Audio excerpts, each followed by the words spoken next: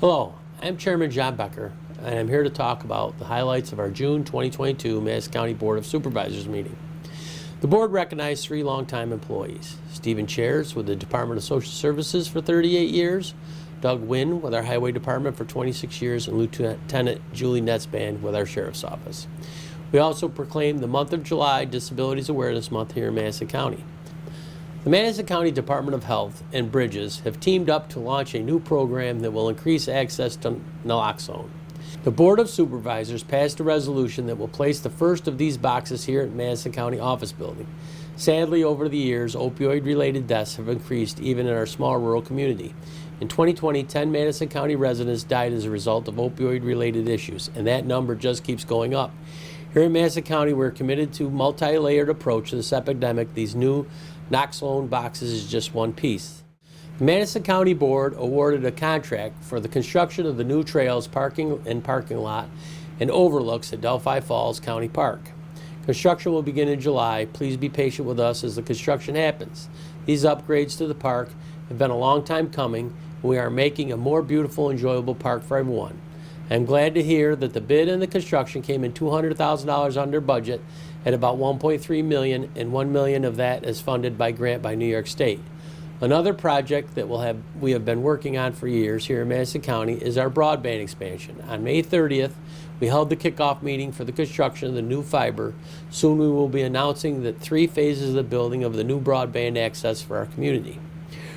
Early voting for the June 28th primary is currently going on, and if you want to vote early, please note that the location has changed to St. Paul's Church in Oneida.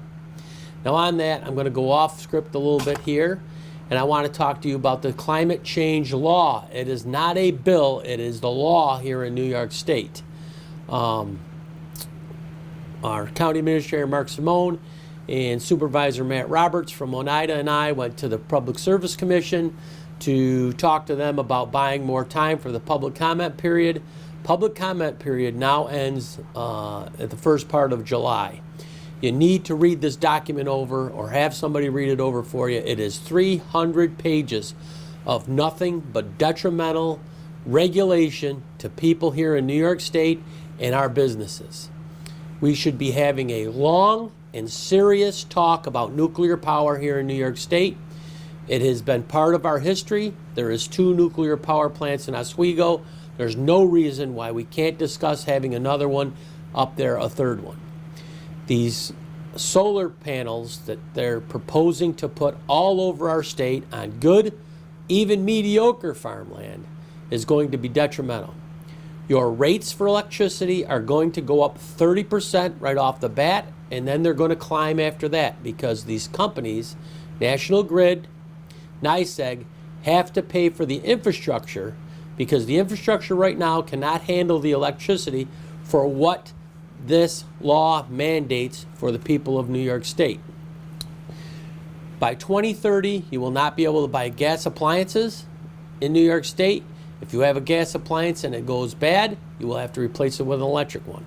By 2035, this law phases out internal combustion engines, fossil fuel vehicles. They will be all electric here in New York State. And the list goes on and on. We're putting together a PowerPoint presentation, which I will be giving here again, and I will be taking that on the road to educate the people of our county on just how bad this law really is. People in New York State legislature want to be the first ones in the country on the cutting edge of all this stuff. It's just not feasible right now, and we're not ready for it. At some point in time, we will be ready and the technology will be ready, but it's not right now, and it's not on the ambitious schedule that the people in our legislature have set up for us. And that's why I wanted to get on this kick after the early voting part of this segment, because elections have consequences, and you need to read this law before you go and vote and know exactly what the people in Albany that have been elected are putting into laws to affect us. It is not good.